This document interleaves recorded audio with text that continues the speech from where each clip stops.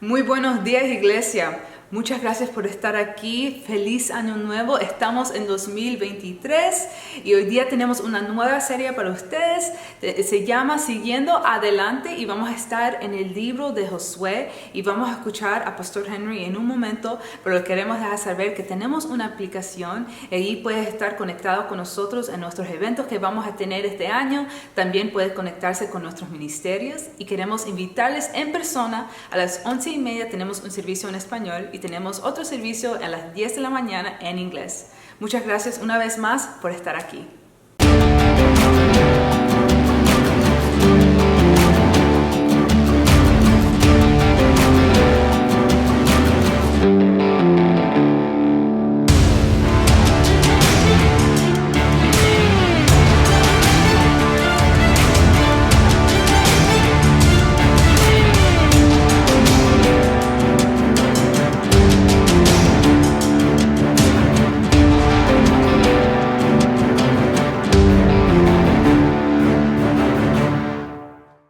¿Te has encontrado en situaciones donde por motivos de familia, de amistad, de sociedad o de gratitud o cualquier otro tipo de relación te encuentras involucrado en un problema ajeno que ahora ha venido a ser tu propio problema? ¿Te has encontrado tratando de llevar cargas y solucionar situaciones que originalmente no tenían nada que ver contigo, pero que ahora te sientes obligado a no ignorarlas? Esta es la situación que nos presenta el capítulo número 10 del libro de Josué. Israel ahora debe ir a una guerra para defender a la ciudad de Gabaón, porque se ha comprometido con ellos a través de una alianza, de un pacto, en el nombre del Dios de Israel. Aunque los gabaonitas mintieron, usaron de astucia, se disfrazaron para poder hacer la paz con Israel y no perecer enfrentándolos. Los habitantes de Gabaón pertenecían al grupo étnico de los heveos, uno de los 7 grupos étnicos que Dios le había dicho a Israel que debían ser eliminados de la tierra prometida. Los gabaonitas habían oído acerca del poder del Dios de Israel, conocían de sus milagros y de sus logros. Sabían cómo habían sido sacados de la esclavitud de Egipto y cómo habían vencido a los reyes al otro lado del río Jordán. Y pareciera que también sabían cómo los israelitas debían tratar a las naciones que no ocupaban la tierra prometida, que estaban lejos, si estas naciones también tenían una actitud de paz. Me refiero a lo que dice Deuteronomio 20, del 10 al 11. Cuando te acerques a una ciudad para pelear contra ella, le ofrecerás primero la paz, y sucederá que si ella está de acuerdo en hacer la paz contigo y te abre sus puertas, entonces todo el pueblo que se encuentra en ella estará sujeto a ti para trabajos forzados y te servirá. Estas instrucciones eran solo respecto a las naciones lejanas que no ocupaban parte de la tierra prometida. Es así como en el capítulo número 9, los gabaonitas se disfrazan como viajeros que vienen aparentemente desde muy lejos y logran mediante el engaño hacer que Israel entre en un acuerdo, en una alianza con ellos y les garantice la paz, les garantice que no los va a matar, que se van a ayudar mutuamente y que ellos se van a convertir en siervos de Israel. Este fue un nuevo error que cometió Josué e Israel. No tan grave como el pecado de Acán, pero de igual manera fue una falta por no consultar la dirección de Dios por parte de Israel. Se dejaron guiar por la apariencia de los objetos que los gabaonitas les mostraron, la ropa rota, la ropa vieja, las sandalias gastadas, el pan mohoso, para hacerles creer que venían de muy lejanas tierras, cuando en la realidad ocupaban la tierra prometida a unas cuantas millas del campamento de Israel. Josué 9:14 dice: así que los hombres de Israel examinaron algunas de esas provisiones, pero no buscaron instrucciones del Señor.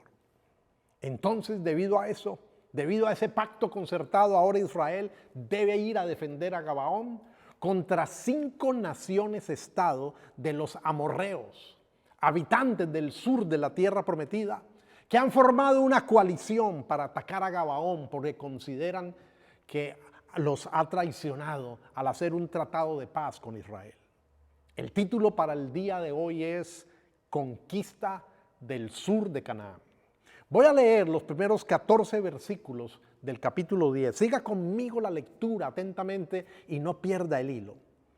Adonisedec, rey de Jerusalén, se enteró de que Josué había tomado la ciudad de Ai y la había destruido completamente. Pues Josué hizo con Ai y su rey lo mismo que había hecho con Jericó y su rey. Adonisedec también supo que los habitantes de Gabaón habían hecho un tratado de ayuda mutua con los israelitas y se habían quedado a vivir con ellos. Esto, por supuesto, alarmó grandemente a Adonisedec y a su gente, porque Gabaón era más importante y más grande que la ciudad de Ai. Era tan grande como las capitales reales y tenía un ejército poderoso. Por eso Adonisedec envió un mensaje a los siguientes reyes: Ohán de Hebrón, Piram de Jarmut, Jafía de Laquis y Debir de Eglón. El mensaje decía: únanse a mí y conquistemos a Gabaón, porque ha hecho un tratado de ayuda mutua con Josué y los israelitas. Entonces los 5 reyes amorreos de Jerusalén, Hebrón, Jarmut, Laquis y Eglón, se unieron y marcharon con sus ejércitos para acampar frente a Gabaón y atacarla. Los gabaonitas, por su parte, enviaron el siguiente mensaje a Josué, que estaba en Gilgal: no abandone usted a estos siervos suyos, venga de inmediato y sálvenos. Necesitamos su ayuda, porque todos los reyes amorreos de la región montañosa se han aliado contra nosotros. Y Josué salió de Gilgal con todo su ejército, acompañado de su comando especial, y el Señor le dijo a Josué: no tiembles ante ellos, pues yo te los entrego, ninguno de ellos podrá resistirte. Después de marchar toda la noche desde Gilgal, Josué los atacó por sorpresa, y a su vez el Señor llenó de pánico a los amorreos ante la presencia del ejército israelita, y éste les infligió una tremenda derrota en Gabaón, y a los que huyeron los persiguieron por el camino de Bet-Jorón, y acabaron con ellos por toda la vía que va a Azeca y Maquedad.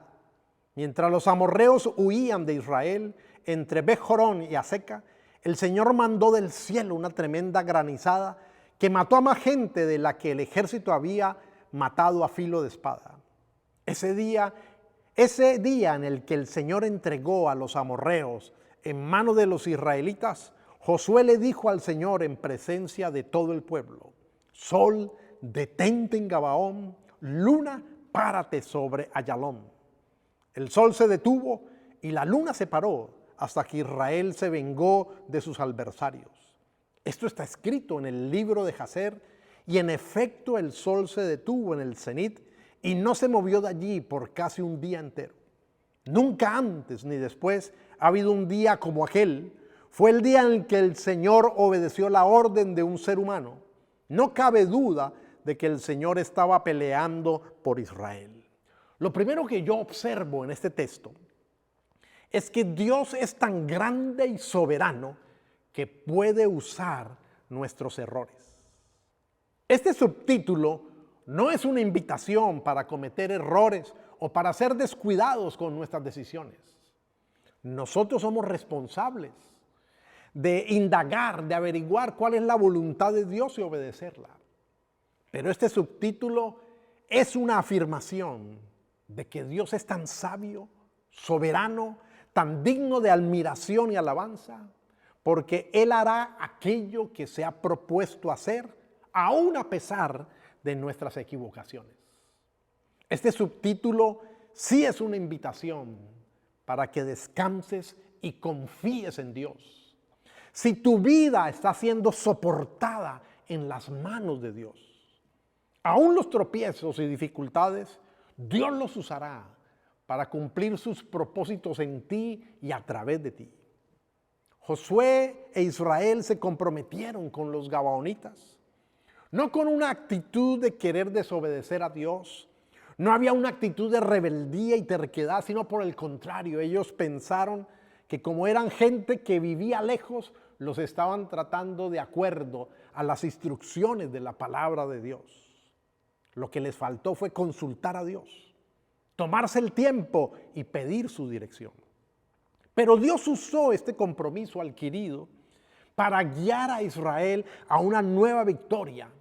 No solamente en una batalla que hubiera tenido que ser pelear contra Gabaón, sino ahora en una batalla donde Dios les da la victoria contra 5 ciudades-estado, que fueron las que vinieron en contra de Gabaón. Y aparte de eso, los llevó también a conquistar muchas más ciudades del sur de Canaán, dividiendo estratégicamente la tierra y conquistando el sur de la tierra en esta jornada.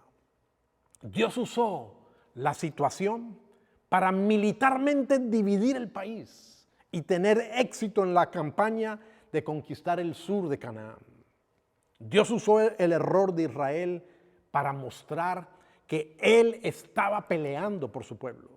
Dios usó la situación para mostrar su poder obrando.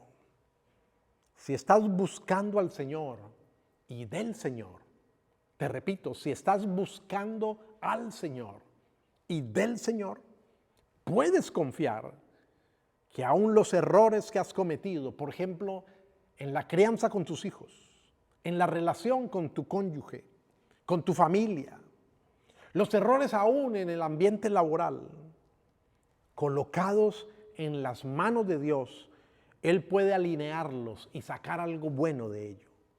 Él puede hacer que todas las cosas ayuden para bien cuando vamos conforme a su propósito. Si tú entiendes que no vives para ti, sino para la gloria de Dios. Josué no estaba comprometido en esta campaña porque él quisiera poseer tierras para sí, como si quisiera ser un terrateniente, sino porque esta era la voluntad de Dios para establecer a su pueblo. No se trataba simplemente de sacar algunas naciones de la tierra prometida e intercambiarlas por otra. No, se trataba de que el reino de Dios avanzara y se hiciera la voluntad de Dios en esa tierra. Y de eso se trata también en nuestra vida. En segundo lugar, yo observo que el carácter de Dios hace firme el pacto. Los gabaonitas con astucia lograron preservar su vida.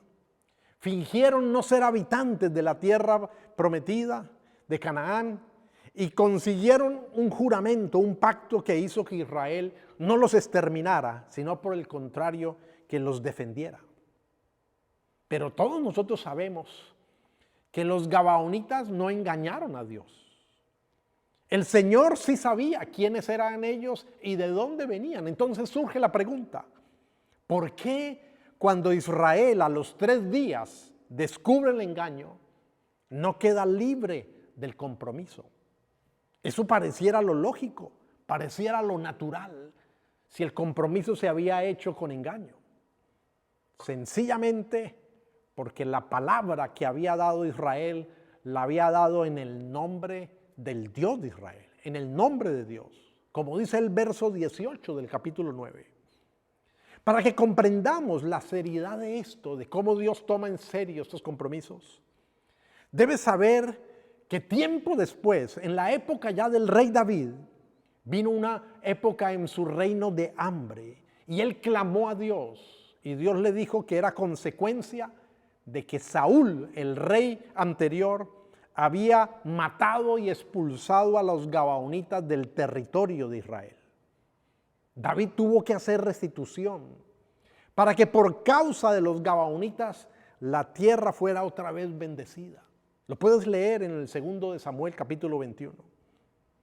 Saúl había venido contra los gabaonitas, los había matado, los había expulsado y por causa de eso vino hambre a la tierra. Él había violado el pacto que Josué había hecho en nombre de Dios.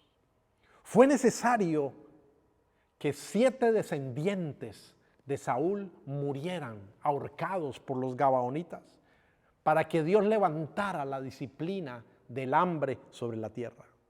Esto demuestra cuán serio es Dios con sus compromisos. Demuestra que un pacto hecho en el nombre de Dios o un pacto hecho por Dios es totalmente firme. Porque la Escritura dice que Dios no es hombre para que mienta, ni hijo de hombre para que se arrepienta. Él dijo y no hará, habló y no lo ejecutará. Así dice en Números 23:19. Dios mismo alentó a Josué para que fuera a la batalla en defensa de Gabaón. Dios le prometió la victoria y Dios peleó por Israel. Dios provocó temor en los amorreos. Hizo caer granizo como grandes piedras que mataron a más de los soldados amorreos que la espada de Israel. Y detuvo el sol, escuchando la petición de Josué, hasta que Israel alcanzó la total victoria en esta campaña del sur. Cuando yo leo estos relatos, esto me reafirma cuán firme es el pacto que Dios ha hecho con nosotros en Cristo. Cuán seguro podemos estar a causa del carácter santo, fiel, misericordioso, amoroso y veraz de Dios. Los gabaonitas gozaron de los beneficios del pacto hecho con Josué, no por ser merecedores, pues ellos fueron deshonestos. Ellos vinieron con engaño, con astucia, buscando el beneficio. Esto me recuerda a un hombre que yo conocí hace muchos años, cuyo testimonio de vida y fue un motivo de inspiración para mí. Pero de las cosas más llamativas en la experiencia de este hombre con Dios fue que él conoció del Señor estando preso, esperando una sentencia que ha debido ser mínimo de 35 años. Él estaba esperando ser sentenciado y por lo tanto se acercó al preso más antiguo que había allí en el patio y lo hizo por interés personal. Lo hizo porque este hombre manejaba el kiosco de comida en el interior del patio. Este hombre hablaba de Dios, de conocer a Jesús, y mi amigo se acercó inicialmente al mejor estilo gabaonita, por interés personal. Aparentemente mostraba interés por el mensaje, pero no era cierto. Lo que él buscaba era protección, porque este era el recluso más antiguo que tenía autoridad en ese patio, y aparte de eso le regalaba comida del kiosco de la comida. Lo que mi amigo no sabía es que Dios tenía un plan con él, un plan para rodearlo y llamarlo de manera irresistible a la fe verdadera y hacerlo parte genuinamente del pueblo de Dios, para luego enviarlo a predicar, trabajando con expresidiarios, a quienes él ayudó mucho, tratando de buscarles trabajo mientras les enseñaba el evangelio. Dios milagrosamente lo sacó a mi amigo de la cárcel. Después de que él había leído ese texto de Isaías 57:14 que dice: el preso agobiado será libertado pronto, no morirá en la mazmorra, ni le faltará su pan. Esto se convirtió en un asunto aún de gobierno y él fue indultado. Dios había decidido llamarlo para la salvación y por encima de su simulación hizo que se rindiera honestamente a los pies de Cristo. En unas pocas ocasiones yo lo acompañé a las cárceles para predicar. Y siempre él pedía que le dieran permiso para ir al peor de los patios, al patio más peligroso, cosa que a mí no me gustaba. Dios se comprometió con él a pesar de él mismo. Si eres un verdadero hijo de Dios, una verdadera hija de Dios, porque Él te ha llamado y has colocado tu fe solo en Cristo y en su obra, cuando estés desilusionado, cuando estés sin fuerzas, cuando estés a punto de claudicar, como se dice, cuando estés a punto de tirar la toalla, cuando no le encuentres sentido a lo que estás haciendo, recuerda que el pacto de gracia y de salvación con el que Dios se ha comprometido contigo en Cristo hará que sin falta quien comenzó la buena obra en ti, dice el texto, quien comenzó la buena obra en ustedes, la continuará hasta que quede completamente terminada el día que Cristo Jesús vuelva.